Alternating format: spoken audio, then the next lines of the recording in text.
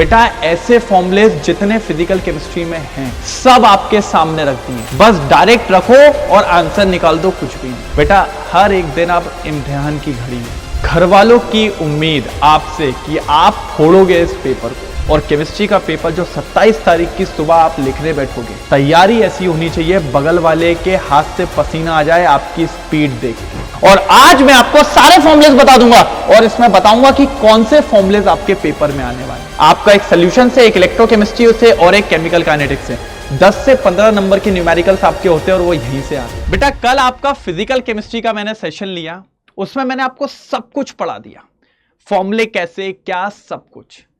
लेकिन फिर भी कुछ बच्चे जिनसे वो छूट गया हो सेशन, उनके लिए ये बेटा ऐसे फॉर्मूलेस जितने फिजिकल केमिस्ट्री में हैं सब आपके सामने रख दिए, बस डायरेक्ट रखो और आंसर निकाल दो, कुछ भी नहीं। बेटा हर एक दिन आप इम्तिहान की घड़ी है, घर वालों की उम्मीद आपसे कि आप फोड़ोगे इस पेपर को, और केमिस्ट्री का पेपर जो 27 तारीख की सुबह आप लिखने बैठोगे, तैयारी ऐसी होनी चाहिए बगल वाले के हाथ से पसीना आ जाए आपकी स्पीड देख के। और हर एक क्वेश्चन अगर आप चाहते हो वो यहीं से निकले तो आपको हर दिन मेरे साथ काम करना पड़ेगा। पहले तो ये बताइए कल के सेशन में मजा आया था कि नहीं आया था।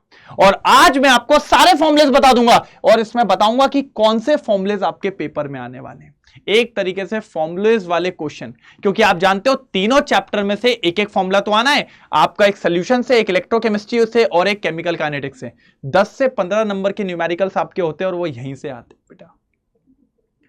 तो यार मैंने कहा ना, पूरी जान से लग चुका हूं मैं आपके पीछे, बस अब आप पे डिपेंड करता है कि आप कितनी तेजी से मेरे साथ लगे हुए हो। चलो फटाफट आ जाओ, एक एक करके देख लेते हैं सबको। सबसे पहले सॉल्यूशन चैप्टर। सर आएगा एक क्वेश्चन किसी भी हाल में लिखवा लो, एक या दो क्वेश्चन तक आने की यहां से संभावना है पूरी। बेटा 7 नंबर का आना है, मिनिमम 1 से 2 क्वेश्चन मिलेगा। सर ये मोल फ्रैक्शन, ये तो बहुत बेसिक है, मोल्स अपॉन टोटल मोल्स कर देते हैं, लेकिन ये बेसिक है, इनके बिना होता नहीं है। ये मोलैरिटी का फॉर्मूला, ये मोलैलिटी का, बस इतना याद रखना। मोलैरिटी में नीचे सोल्यूशन का वॉल्यूम होता है और वो ml में होता है, और मोलैलिटी में यहां पर सॉल्वेंट का होता है और वो भी मास होता है, ग्राम्स में लेते हैं, बस इतना याद रखना। हेनरीज लॉ पे पक्का क्वेश्चन पूछा जाएगा, तो सीधा पूछा जाएगा प्रेशर इक्वल्स टू KH(x). यहां पर प्रेशर ऑफ गैस, KH मतलब हेनरीज कांस्टेंट दिया होगा, या तो मोल फ्रैक्शन निकलवा लेगा या तो सॉल्युबिलिटी निकलवा लेगा। सिर्फ उठा के रखो, आंसर मिल जाएगा। और मैं कहता हूं कोई क्वेश्चन छोड़ के नहीं आना है, आप पुट करके जाओ, आंसर नहीं आएगा ना 0.5 कटेगा, उससे ज्यादा नहीं कटेगा। मैंने कहा हर एक चीज बताऊंगा। अभी तो आगे के लेक्चर्स में आपको यह भी बताऊंगा कि कैसे अपन एग्जाम्स को लिखेंगे, किस टाइप से अपन को एग्जाम्स को लिखना है और कितने बढ़िया तरीके से मार्क्स को स्कोर करना है। फिर आते हैं बेटा, यहां से एक क्वेश्चन अनिवार्य है, यहां से 1 क्वेश्चन अनिवार्य है, एक क्वेश्चन आएगा ही आएगा, कुछ भी कर लो, डेफिनेटली आना है एक क्वेश्चन यहां से। और मैं जब आपसे बात कर रहा हूं एक क्वेश्चन की, तो इसमें सबसे पहले relative lowering of vapour pressure, colligative property क्या होता है, P0 minus P solution upon P0 equals to I into XB। P0 क्या है, pure vapour pressure, P solution क्या है, सॉल्यूशन का वेपर प्रेशर, XB मतलब मोल फ्रैक्शन ऑफ सल्यूट, और I is van't Hoff factor, I is van't Hoff factor. फिर आते हैं अपन एलिवेशन इन बॉइलिंग पॉइंट, ये होता है delta TB equals to I KB into M, M बोले तो मोलैलिटी, और I यहां पर जो है ये फिर वेंट ऑफ फैक्टर है। बस यहां पर याद रखना है कि कभी कभी आपको डायरेक्ट पूछता है, डायरेक्ट ही आएगा सब कुछ, लेकिन डेल्टा टीबी निकालने को बोल देता है। तो ये जो होता है एलिवेशन इन बॉइलिंग पॉइंट, ये निकाला जाता है boiling point of solution minus boiling point of solvent, pure solvent, ये आपको पता होना चाहिए, ठीक है। फिर नीचे आते हैं depression in freezing point, same formula है, बस ये बॉइलिंग पॉइंट का था, ये फ्रीजिंग पॉइंट का है।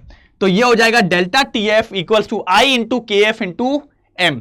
यहां पर KB होता है इब्लिस्कोपिक कांस्टेंट, यहां पर होता है KF क्रायोस्कोपिक कांस्टेंट।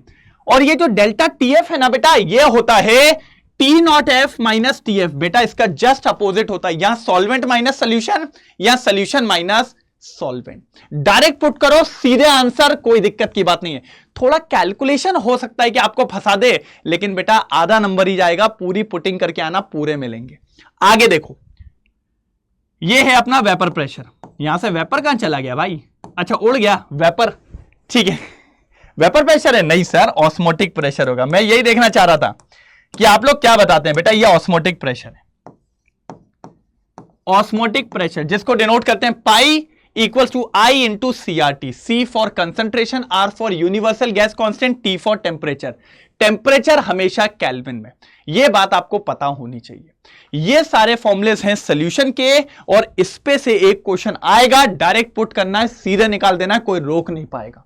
लिखवा लो, इससे एक क्वेश्चन आएगा। अगर नहीं आए तो बात वाली बात, बस इसको प्यार से पढ़ना। सब लोग कमेंट में लिखेंगे सर आपने अगर ये बताया है तो हम पढ़ेंगे। हैशटैग प्रॉमिस कमेंट सेक्शन में आपको लिखना है, हैशटैग प्रॉमिस सर हम करेंगे, हैशटैग हेमंत सर गैंग भी, बिल्कुल। ये बात है सोल्यूशन की। अब आगे ये आ गया इलेक्ट्रोकेमिस्ट्री। इलेक्ट्रोकेमिस्ट्री में सबसे पहले आप निकालते हैं ई नॉट सेल। क्या होता है standard EMF? E naught cathode minus E not anode. मैंने इसकी शॉर्ट ट्रिक भी बताई थी, बड़ा में से छोटे को उड़ा दो, बड़ा माइनस छोटा, ई नॉट बड़ा माइनस ई नॉट छोटा। फिर नेक्स्ट इक्वेशन सर आएगा ही आएगा। फिर मैं कहता हूं जितने चांद सितारे लगाने इन फॉर्मुलेस पे लगा लो। 5 स्टार आ रहा है क्वेश्चन, लिखवा लो। मैं बोर्ड का पेपर जब एनालिसिस करवाऊंगा तब भी आपको बोलूंगा, बेटा याद दिलाऊंगा मैं ये चीजें कि आएगा इस पे क्वेश्चन। यहां पर E cell equals to E not cell. E not cell कहां से आएगा? बड़ा माइनस छोटा। 0.059 अपॉन एन। एन मतलब नंबर ऑफ इलेक्ट्रॉन ट्रांसफर, और क्यू मतलब रिएक्शन कोशेंट, जो होता है product upon reactant. Product upon reactant, done.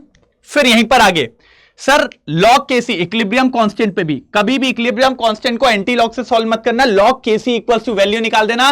भैया गलत नहीं होगा, मैंने खुद ने कॉपी चेक करी है सीबीएसई की। तो E not cell equals to 0.059 n. N मतलब वही number of electron, log KC. आगे गैस फ्री एनर्जी से भी है। Gas free energy kilo joule में निकाली जाती है, लेकिन यहां पर जब भी पुट करो जूल में करना। Minus N E not cell तो बड़ा माइनस छोटा। एफ मतलब Faraday constant 96500 coulomb. Comment section में लिख दो वैसा बेटा एक बार, हैशटैग 96500। फिर आता है अपना कंडक्टिविटी। सर ये भी इंपॉर्टेंट है। कंडक्टिविटी मतलब kappa equals to conductance into cell constant. इसकी यूनिट पूछी जा सकती है, एक नंबर में याद रखिएगा। कंडक्टेंस जो होता है रेसिप्रोकल ऑफ रेजिस्टेंस भी होता है, ये फॉर्मूला हो जाएगा।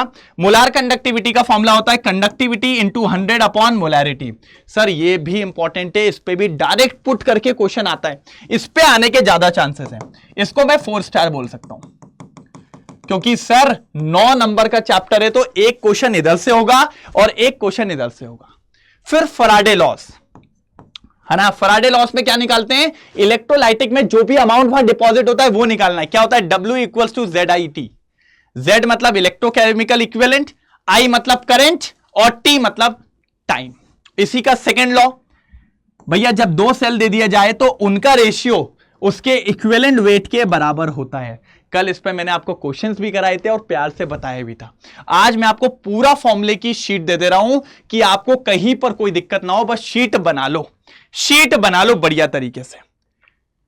कोलराइश लॉ, ये तो सबसे सिंपल है। किसी भी इलेक्ट्रोलाइट की इनफाइनाइट डाइल्यूशन पे मोलर कंडक्टिविटी उसके आयंस के बराबर होती है। वहीं से अपन निकालते हैं अल्फा डिग्री ऑफ डिसोसिएशन। क्या होता है? मोलर कंडक्टिविटी किसी कंसंट्रेशन पे upon molar conductivity infinite dilution वाली। और फिर dissociation constant C into alpha square upon 1 minus alpha. Direct put करो आंसर आ जाएगा। बेटा न्यूमेरिकल एक भी टफ नहीं आता है, बस न्यूमेरिकल में आपको कैलकुलेशन फंसा देगा। मैं कहता हूं अगर कैलकुलेशन छूट भी गई और आंसर नहीं भी आया तो आपके कितने मार्क्स कटेंगे? 0.5। बस यूनिट लिख के आना, यूनिट लिख के आना, ठीक है। तो ये था इलेक्ट्रोकेमिस्ट्री, और अब आते हैं केमिकल काइनेटिक्स। केमिकल काइनेटिक्स में बेटा बस याद रखना 0 order 5 first order. First order पे आप लगा लीजिए बेटा 7 स्टार होटल। आना ही है क्वेश्चन, लिखवा लो आप, आएगा ही आएगा।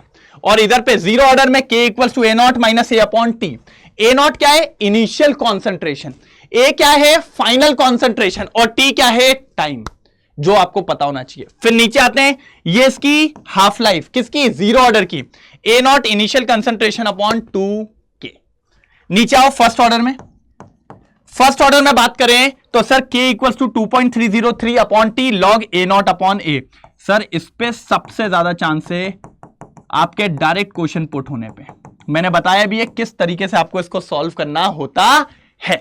आगे देखो, T half equals to 0.693 upon K. कितना बेटा, 0.693 अपॉन के। ये आपकी हाफ लाइफ कहलाती है। क्या कहलाती है बेटा, हाफ लाइफ कहलाती है आपकी, जो कि आपको पता होना चाहिए। ठीक है ठीक है ठीक है ठीक है, किसकी, फर्स्ट ऑर्डर रिएक्शन की। फिर एक्टिवेशन एनर्जी में 3 फॉर्मुलेस होते हैं। सर एनसीईआरटी में 2 क्वेश्चन दिए हैं इस पे बेस्ड, इसलिए मैंने बताया k equals to A E minus E A by R T. Compare करने का क्वेश्चन आएगा तो इससे आएगा, नहीं तो सिंपल ये 2 फॉर्मुले, लॉग के log A minus E upon 2.303 R T. T temperature है, ये एक्टिवेशन एनर्जी, और आर की वैल्यू 8.314 पहले भी बता चुका हूं। जब आपके पास 2 रेट कांस्टेंट दे दिया जाए K2 और K1, ठीक है, और 2 टेम्परेचर हो T1 T2, बेटा बस याद रखना टेम्परेचर हमेशा केल्विन में रखना। एग्जामिनर यही चेक करता है कि आपने टेम्परेचर काय में रखा है, सब टेम्परेचर केल्विन में। T2 जो रहेगा वो बड़ा रहेगा और T1 जो रहेगा वो छोटा रहेगा। बस इतनी बात याद रखो बेटा, आपका कोई न्यूमेरिकल गलत नहीं होगा। और अगर ये शीट आपने याद रख ली, ये तीनों चैप्टर की, आपके 10 से 15 नंबर कहीं भी नहीं गए।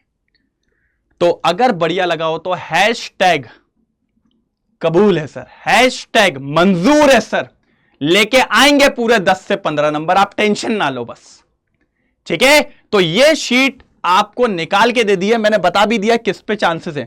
फर्स्ट ऑर्डर पे क्वेश्चन आने के चांसेस हैं, एक्टिवेशन एनर्जी पे क्वेश्चन आने के चांसेस हैं, पीछे वाले में अगर अपन देखें तो कोलराइश लॉ पे इस पे चांसेस है क्वेश्चन आने के। इधर पे अगर देखें तो सबसे पहले नर्स इक्वेशन पे आएगा ही आएगा, और आपकी कंडक्टिविटी पे आएगा पहले, फिर फराडे के चांस है। और इधर अगर देखें तो कॉलिगेटिव प्रॉपर्टी पे सबसे पहले, फिर हेनरीज लॉ पे, वेंट ऑफ फैक्टर वगैरह पे आ सकता है। तो ये मैंने आपके सामने रख दिया बेटा, बस पढ़ लो और रेडी हो जाओ आज के सेशन के लिए। आज का सेशन भी फोड़ के रख देंगे अपन, आपको पता है ना क्या है, तो बस टाइम आपको पता हुआ है, फटाफट तैयार हो जाइए और पहुंचिए उस सेशन में। आपको चैनल पे दिख जाएगा, सिर्फ एक ही चैनल पे, अड्डा विद्यानीट, विद्यानीट अड्डा 24/7 चैनल पे। ठीक है, कोई दिक्कत तो नहीं। एक बार कमेंट सेक्शन में लिख देना सर चमका, कल का सेशन भी और आज का वीडियो भी अब तैयार है, प्रॉमिस है भाई, फोड़ना है 70 आउट ऑफ 70 लेके आना है। चलिए तो तैयारी करिए फटाफट और मिलते हैं अपन अगली क्लास में, तब तक के लिए बाय बाय।